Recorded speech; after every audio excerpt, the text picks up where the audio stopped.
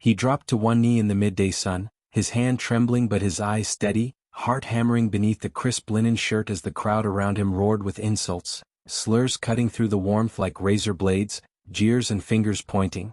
But she, her heart suspended between dread and disbelief, saw only him, the man who'd shattered every notion of safety she'd ever held. And when he adjusted the slender velvet box to reveal the ring, polished and shining like the promise between them, silence stabbed through the hostile sea of faces. She gasped, lungs trembling, tears already brimming, skin prickling as he spoke her name, clear, unwavering, and against the creeping thunder of hatred, he asked, voice echoing in that cruel arena, "Will you marry me?" The world cracked. She looked at the taunting faces, not a single friend among them. But then she looked back at him, pale blue eyes framed by hope and defiance, braced herself beneath the weight of their hatred and disbelief, and whispered, voice small but resolute, "Yes." His hand found hers, ring catching sunlight, gleaming like hope just born, and in that moment, their love blazed brighter than all the hate around them. The crowd's anger became a roaring wave, words shooting out like gunfire. Some tried to storm the stage, race and rage boiling over, but he rose, strong and protective, turning his body into a shield between her and that panic-stricken mob. Her cheeks burned with tears and triumph. She clung to him, mouth quivering. And then from the back of the crowd came a woman's voice, trembling, powerful, "You belong somewhere, they'll celebrate you." And the voice cracked open the hatred as others in the crowd, people they'd never expected, began to step forward, raising placards against hate, gentle hands pushing the worst back. He led her down from that impromptu altar, his arm around her trembling shoulder, the crowd splitting like parting seas, small safe pockets forming where people whispered support. "We're with you." The photographer caught the moment, her head on his chest, both smiling through tears as symbols of protection and defiance. But the dangerous piece didn't last. A rock flew across the square, hitting the pavement with a thunderous clang. Silence fractured. He glanced around, eyes narrowing, muscles tensing. She gasped again, clutching his hand. "They're not done," he said, voice low, protective, furious. And then the crowd surged forward, not in hatred this time but with cameras and lights. Reporters, activists arriving, drawn by the spectacle, the symbol, the courage. News vans swarmed onto the cobbled street in seconds, wheels, cables, lights turning that moment into a global story in real time. He pulled her back, pulling off the stage of their moment into the shadows of an alley behind the square. City walls loomed. She leaned into him, voice shaky, "We made them listen." He kissed her temple. But sirens wailed in the distance. He pressed fingers to his ear, then looked at her, eyes wide. "Something's coming," he breathed. As they turned to flee deeper into the alley, a silhouette stepped into the street light, tall, looming, one hand raised, not in celebration but holding a placard splattered with hate. And before either of them could move, a gunshot cracked through the air. Don't forget to like, comment, and subscribe for more powerful stories that uplift Black voices and expose hidden truths. He crumpled to one knee in the alley's shadows as the gunshot reverberated off brick and cobblestone, the ring box still open in his trembling hand, the crowd's hateful roar now a distant echo, replaced by the harsh gasp of reality. He looked up to find himself staring down the barrel of obsession, a gleaming weapon carried by a silhouette whose face vanished in the chaos of sirens and flashing lights, the world tilting, warmth of her hand gone, replaced by cold steel inches from his chest, and, in that heartbeat, he thought only of her, of how fragile love had become in the face of such raw hatred. She screamed his name, but her voice shattered against the cacophony of breaking glass and distant screams, and all he could do was cradle that moment, willing himself to stay conscious, to stay alive. But the muzzle barked again, louder, nearer, and the alley erupted into a crucible of fury and despair. He fired back, not with vengeance but to protect her, the bullet ripping out and past, grazing flesh, painting the brick red and throwing them both to the ground.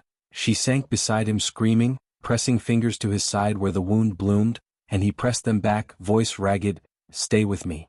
Police sirens split the night, headlights skittering across the walls, blue and red, haloing bodies in panic. The shooter fled into smoke and distortion, gloves leaving fingerprints on trauma. She leaned over him, tears streaking through the grit, and he met her gaze, eyes dark, weary, unconvinced of indomitability.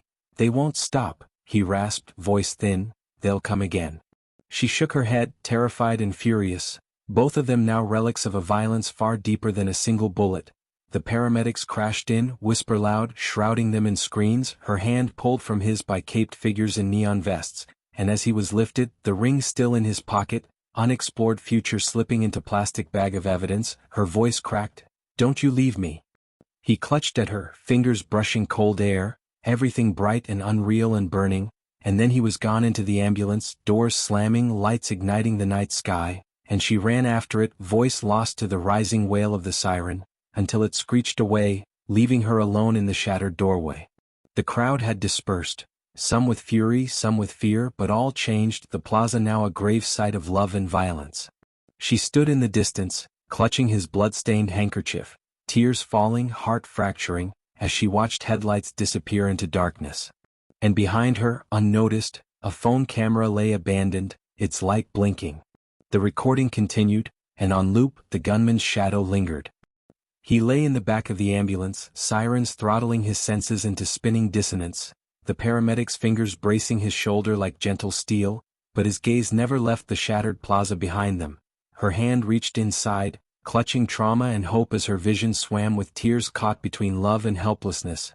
And then there was static, a lone voice over the radio screaming orders, and she realized with gut-ripping clarity, she had nothing but unanswered questions, a wounded fiancé fading softly under bright lights, and a stranger smiling at the camera in that footage, proof of a hunting conscience stalking their love. She leaned in, pressing lips to his cooling forehead, voice taut and trembling, "I'll be okay, find them." But her vow was swallowed by the clamor of stretcher wheels turning, doors slamming, and as the ambulance pulled away she drifted after it, silent, until only pavement and blinking cameras remained. Then the reporter's voice thundered in the distance, "Heroic couple ambushed after proposal," and beneath that stunned narrative she saw the screen reflected in a shattered storefront window, the horror replayed and magnified, while footsteps came, firm, hurried, and she turned, nearly colliding with a stranger whose eyes flitted to her phone, face unreadable in the glow, then slid into a jacket's pocket as he muttered, "You deleted it, right?" And before she could swallow the question or answer, blue and red lights scattered over the ground, police converging, and she looked back to the window, the reflection rippled, and there in the crowd's memory the smiling face still hovered, waiting, and the stranger murmured, "They know what you've seen. Should she run or stay?" And then he grabbed her arm, voice low but urgent, "You can't trust anyone now.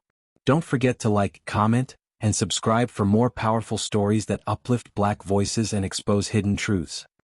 He wakes to sterile light and sliding doors hissing open, hospital corridors yawning before him, but she, her face ashen with grief and relief, leans in over the curtain, eyes full of broken prayers and bleeding hope, and his hand twitches. He grips hers, voice a ragged whisper, "Did we?" But words fail, replaced by monitor's rhythmic hum and muffled sobs. She pulls focus to the tiny dark camera perched on the bedside tray. Forgotten, blinking red, she flicks it on and sees herself, him, the street. The flash of gunmetal, the moment he fell, looped in infinite grief, feeding into news stations already rampant with hashtags and shock, the world knowing their terror before they'd processed breath.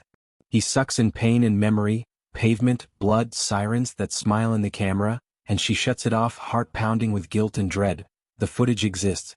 The door swivels again. A detective enters, silent urgency etched into his suit and eyes. He holds up the camera wrapper labeled by forensics, voice gravity deep. "This was your fiancé's.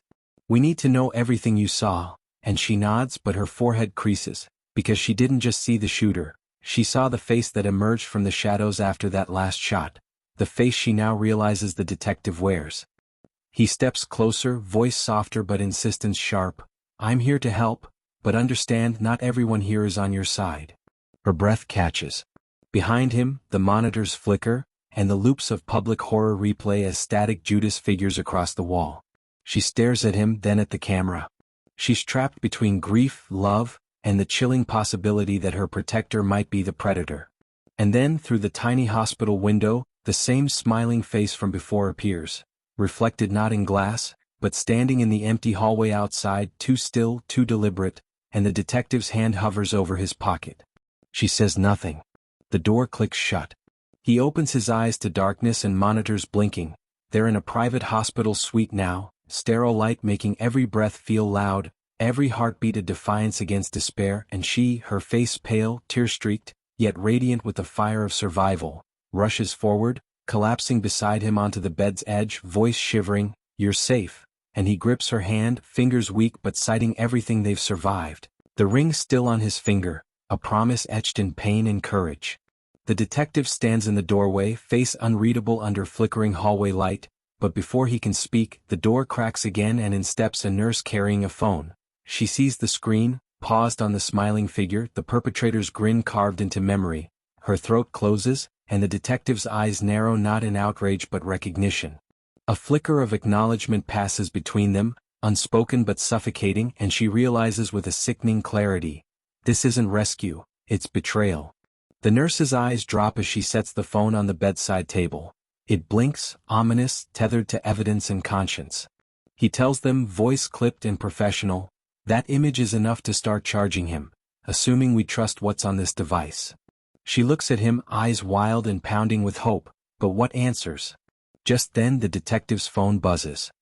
He glances, a single message pops into view, "Don't lose sight of the plan."